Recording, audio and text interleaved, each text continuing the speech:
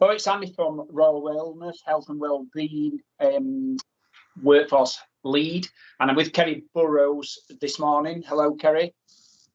Hello there. And today we're just going to be talking about Hydration Week, which I believe is next Monday. That's come round quick, hasn't it, on the 14th, and the importance of hydration, especially at work where we're so pushed for time. So I suppose it's over to you, really. So what's the prevalence of dehydration, just generally? How dehydrated are we?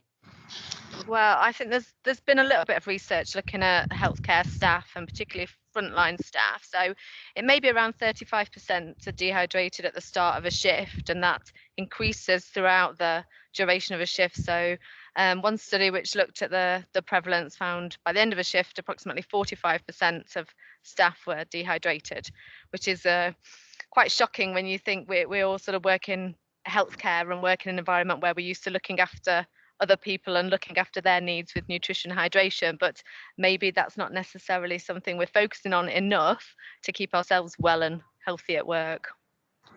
Wow, those are some startling statistics. So 35% of us are dehydrated at the end of a shift. That's nearly at the start. Wow. And then 45% by the end.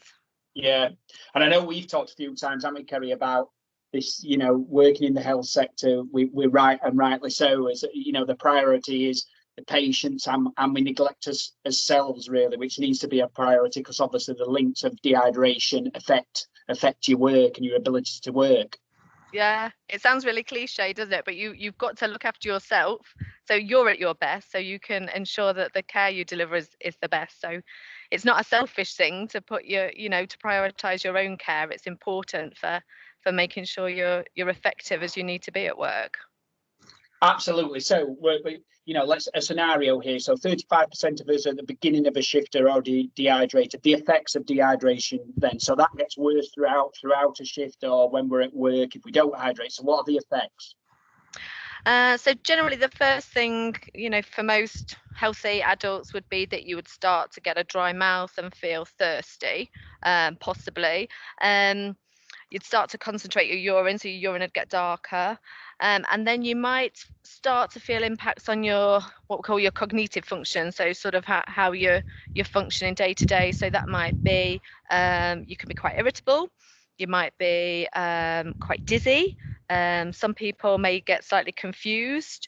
You're just not able to perform as well in terms of your mental tasks as what you would normally be able to do. Your response rates may be less also.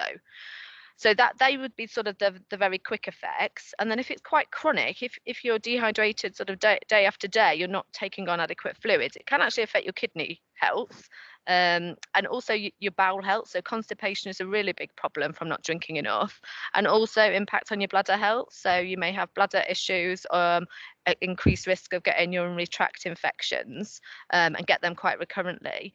So the knock-on effects are really, really quite quick, but quite pronounced as well if it goes on for a long time. So there's some really obvious ones there, isn't there? But then there's some that slip under the radar. So obviously, dry throat or something like that. But many of us won't make the link with confusion that you mentioned as well. Constipation, you mentioned another one there. And then longer term impacts in terms of kidney health. So it really highlights the importance of that regular hydration, doesn't it? Yeah. Headaches is one I've not mentioned as well, and that's a huge factor. People who get headaches throughout the day can have a huge link to whether you're hydrated or not.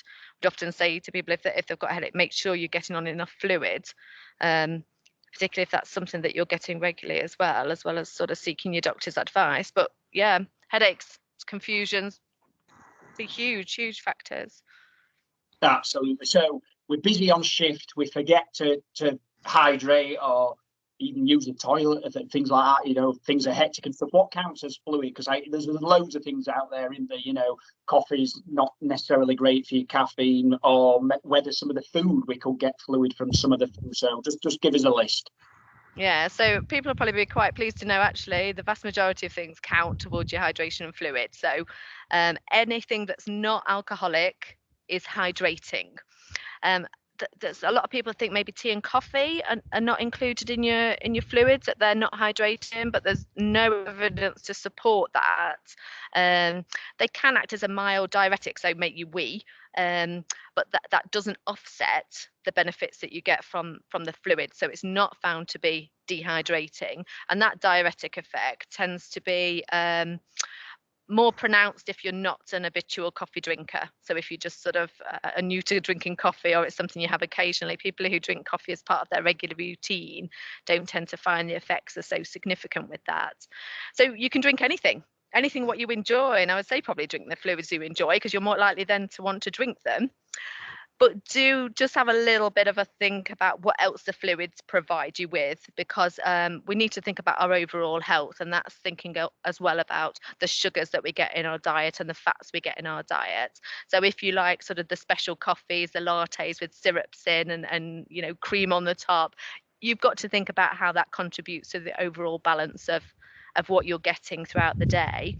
Water's cheap, but it's free generally. No calories, no sugars in it, should be readily available, so it's often a good choice. But if you don't like water, drink whatever you enjoy. Just make sure you're staying well hydrated and you're optimizing your fluids throughout your whole day.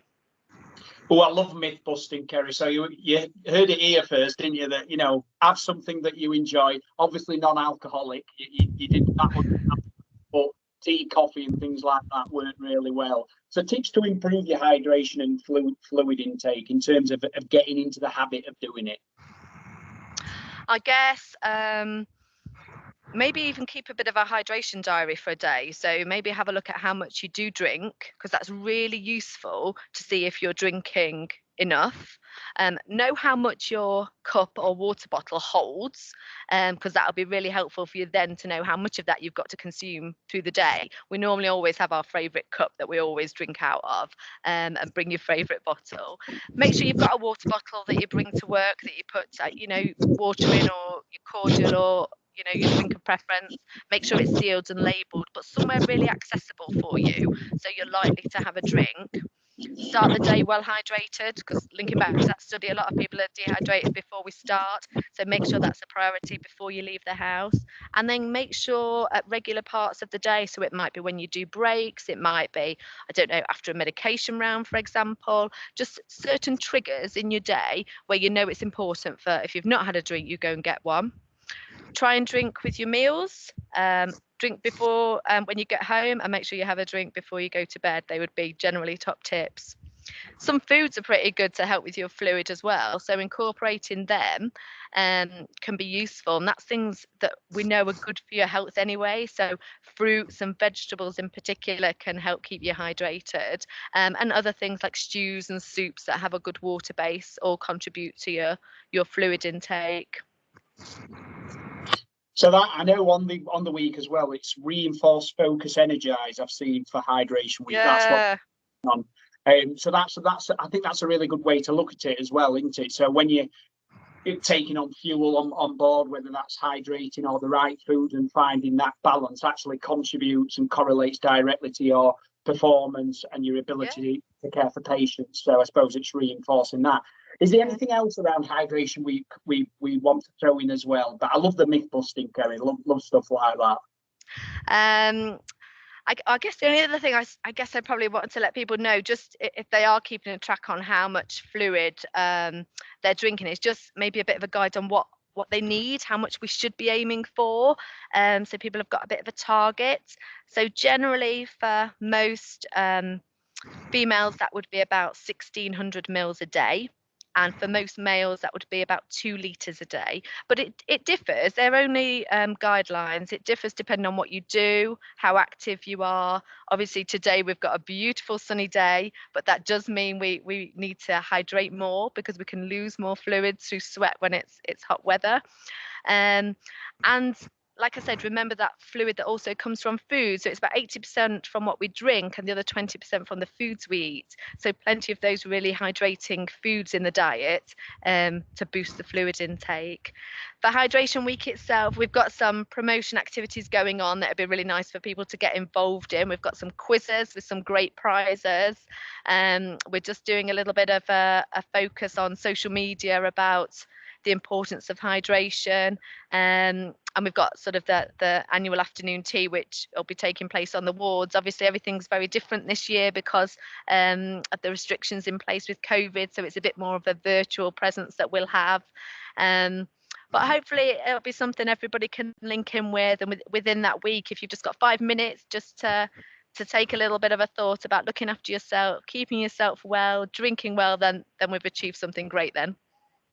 That's absolutely fantastic. So people look out, there'll be comms stuff out there, there'll be quizzes, who doesn't like a quiz, and some prizes as well. And it all just puts that focus onto hydration. So I suppose thank you for your time, Kerry, and we'll be supportive from a health and wellbeing point of view anyway, all of the comms around it. But reinforce, focus and energize is the message. You've shared some tips as well, and look out for what's coming your way, I suppose. Yeah, thank you. Thank you, no problems.